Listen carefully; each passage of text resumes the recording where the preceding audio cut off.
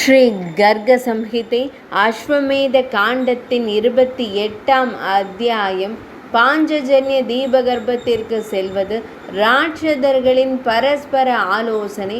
பெரியவனை திருப்பி அனுப்புமாறு பல்வலனுக்கு மாயாசுரன் அளித்த அறிவுரை. ஆனால் பல்வலன் போரின் உறுதியில் பிடிவாதமாக இருந்தான்.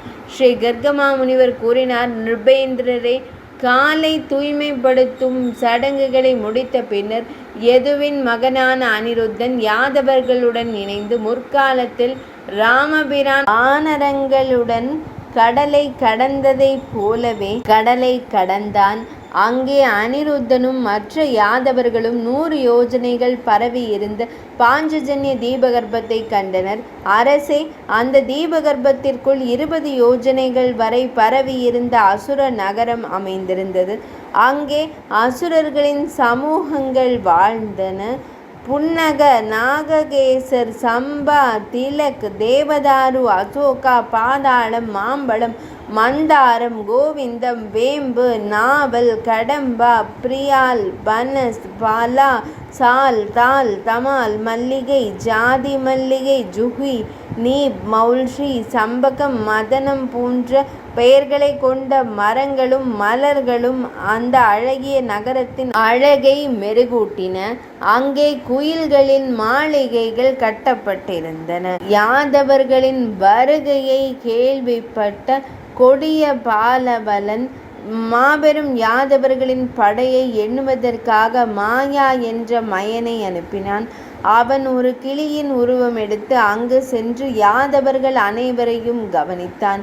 மிகுந்த ஆச்சரியத்துடன் திரும்பி வந்த அவன் நகரத்திற்குள் பலவானிடம் சென்று பேசினான். மாயை கூறினான், அசுரர்களின் அரசனே, விருஷ்ணிகுலத்தின் வலிமை மிக்க வீரர்களை யாரால் என்ன செய்ய இயலும்? பிரத்யும்னனின் மகனான அனிருத்தன் கோடிக்கணக்கான வீரர்களுடன் எங்கே இருக்கிறான்? அவை அழகாக இருக்கின்றன. யாதவர்கள் அனைவரும் கடலின் மீது அம்புகளால் ஒரு பாலத்தை கட்டி உன் மீது வந்துவிட்டனர். அரசே, காண்பாய், அவர்களின் படை தேவர்களையே வியக்க வைக்க போதுமானது. அசுரர்களின் அரசனே, நான் வயதாகிவிட்டேன். ஆனால் இதுவரை கடலின் மீது அம்புகளால் ஆன பாலத்தை நான் கண்டதும் இல்லை, அதை குறித்து நான் கேள்விப்பட்டதும் இல்லை. இன்று அதனை உன் விழி முன்னே கண்டேன். ரகுகுலத்தின் மணி மகுடமான பகவான் ஸ்ரீ ராமர் பழங்காலத்தில் இலங்கைக்கு அருகில் கட்டிய பாலம் கற்களாலும் மரங்களாலும் ஆனது. அவருடைய நாமத்தின் சக்தியால் அந்த கற்கள் நீருக்கு மேலே மிதந்தன. அந்த பாலம் முழுவதையும் நான் என் விழிகளால் கண்டிருக்கிறேன். ஆனால் இன்று நான் கண்டது உண்மையிலேயே வியக்கத்தக்கது. அரசே, பழங்காலத்தில் பகவான் ஸ்ரீ கிருஷ்ணர் கம்சன், சகுனி போன்ற அசுரர்களை போரில் கொன்று எல்லா அரசர்களையும் தோற்கடித்தார். பகவான் ஸ்ரீ கிருஷ்ணர் உண்மையிலே கடவுளே ஆவார். பழங்காலத்தில் பிரம்மதேவரின் வேண்டுகோளின்படி அவர் தனது பக்தர்களை காப்பதற்காக கோலோகத்திலிருந்து பூமிக்கு வந்தார். அவர் தீய பாவிகளை அழிப்பதற்காக குசஸ்தலியில் வீற்றிருக்கிறார். அதனால்தான் பீஷன், பகன் மற்றும் பிற மன்னர்களை தோற்கடித்த பின்னர் அனிருத்தன் போன்ற அனைத்து மாபெரும் யாதவர்களும் இங்கு வந்துள்ளனர். பகவான் ஸ்ரீ கிருஷ்ணரின் மகனும் பேரனும் சாதி சகோதரனுமான சிரேஷ்ட யாதவனுக்கு வானத்தையே வெல்லும் துணிச்சல் இருக்கிறது. பூமியை வெல்வதை குறித்து சொல்லவே வேண்டாம். எனவே பல்வலா, நீ உயிர் துறந்து மடிவதை தவிர்க்கிறாய்.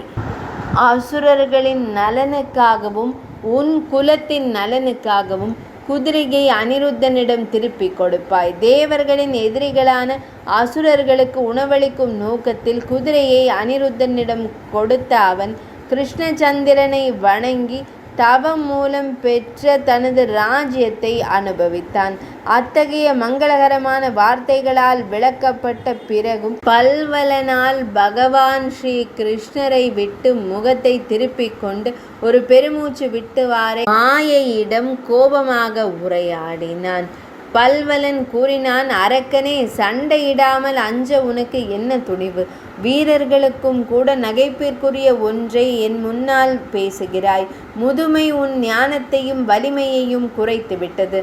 அதனால் இந்த நேரத்தில் நான் உனக்கு செவிசாய்க்க இயலாது. பகவான் ஸ்ரீ கிருஷ்ணரே கடவுளாக இருந்தாலும், இந்த யாதவர்கள் பகவான் ஸ்ரீ கிருஷ்ணரின் வழி தோன்றல்களாக இருந்தாலும், நான் சிவபெருமானின் பக்தன். அவர்கள் எனக்கு எதிராக என்ன முயற்சி செய்வார்கள்? எனவே அஞ்ச வேண்டாம். தமது பிரமைகள் எங்கே மறைந்தன?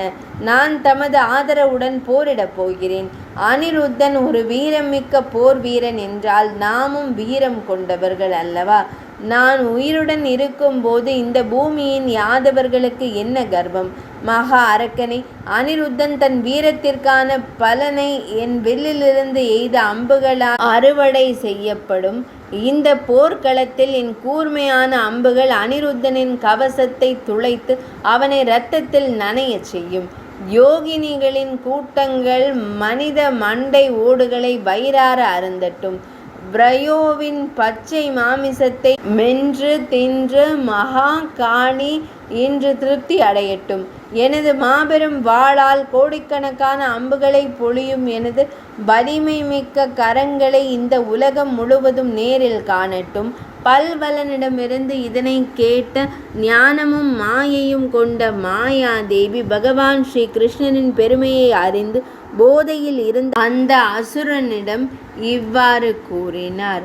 மாயாதேவி கூறினார், போர்க்களத்தில் பகவான் ஸ்ரீ கிருஷ்ணரின் புதல்வர்களையும் யாதவர்களையும் நீங்கள் வெல்லும் போது பகவான் ஸ்ரீ கிருஷ்ணரோ அவரது தமையனாரான பலராமரோ தங்களை வெல்வதற்காக இங்கு வருவார்.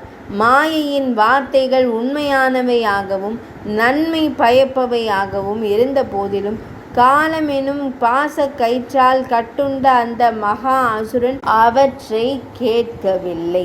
அவன் ஏற்றுக்கொண்டான். ஆனால் அதற்கு பதிலாக அவன் கடும் கோபத்தில் கொதித்தான். பல்வலன் கூறினான், பலராம சுவாமியும் பகவான் ஸ்ரீ கிருஷ்ணரும் என் எதிரிகள். விஷ்ணு குலத்தை சேர்ந்த யாதவர்கள் அனைவரும் என் எதிரிகள். என் நண்பர்களை கொன்ற அனைவரையும் நான் கொல்வேன். இங்கு யாதவர்களை கொன்ற பின்னர் நான் ஒரு யாகத்தை செய்வேன். அந்த மகிமையுடன் துவாரகாபுரியை கைப்பற்றுவேன். மாயை கூறினாள், அசுரர்களின் அரசனை கர்வம் கொள்ள வேண்டாம். மரணத்தின் வடிவிலான இந்த குதிரை தமது நகரத்திற்கு வந்துள்ளது. இதுவரை மரணத்திலிருந்து தப்பித்த அந்த பெரும் அசுரர்களை கொல்வதற்காகவே இது இங்கு வந்துள்ளது. அசுரர்களின் தலைவனே, அனிருத்தனின் அம்புகள் அனைத்தும் இந்த நொடியே உன் நகரத்தை அதன் வீரர்கள் அற்றதாக சிதைத்துவிடும். அதில் எவ்வித ஐயமும் இல்லை. இரண்யாக்ஷன் போன்ற அசுரர்களையும் ராவணன் போன்ற அசுரர்களையும் மரணத்தின் வாய்க்கு அனுப்பிய அதே பகவான் ஸ்ரீ கிருஷ்ணர் எதுகுலத்தில் அவதாரம் எடுத்திருப்பதாக நான் அறிந்தேன். பல்வலா, இந்த சிறிய ராஜ்யத்தின் கர்வத்தால் நீ அவரை அறியவில்லை. என் வேண்டுகோளின்படி குதிரையை அனிருத்தனிடம் கொடுப்பாய். இது நமக்கு போர் செய்வதற்கான நேரமல்ல. பல்வலன் கூறினார், உங்கள் கருத்தை நான் புரிந்து கொள்கிறேன். நீங்கள் யாதவர்களுடன் போரிட மாட்டீர்கள். எனவே முற்காலத்தில் ராவணனின் சகோதரனான விபீஷ்ணாழ்வார் பகவான் ஸ்ரீ ராமபிரானிடம் சென்றதைப் போலவே நீங்களும் அனிருத்தனிடம் செல்ல வேண்டும். ஸ்ரீ கர்காச்சாரியார் கூறினார், அரசனே, இதனை கேட்ட மாயாவிகளிலேயே சிறந்தவனான மாயாதேவி தனது மன வேதனையை நீக்குவதற்காக பின்வருமாறு சிந்தித்தான். எனவே யார் அந்த உணர்வை தன் இதயத்தில் வைக்கிறாரோ அவரே சிறந்த இயக்கத்தை பெறுவார். இவ்வாறு சிந்தித்த மாயாசுரன் திடீரென்று அந்த பெரும் அசுரனிடம் கூறினான். மாயாசுரன் கூறினான், பல்வலா, நீ ஒரு சிறந்த வீரன். இப்போது நான் உன்னை போரிடுவதிலிருந்து தடுக்க மாட்டேன். போர்க்களத்திற்கு சென்று உன் அம்புகளால் யாதவர்களை போரிட்டு கொள்வாய் என்றான். இப்போது நீங்கள் கூறுவதைப் போல நான் போர்க்களத்திற்கு சென்று மீதியை செய்வேன். இவ்வாறு கூறியதும் ராசுரன் மௌனமானான்.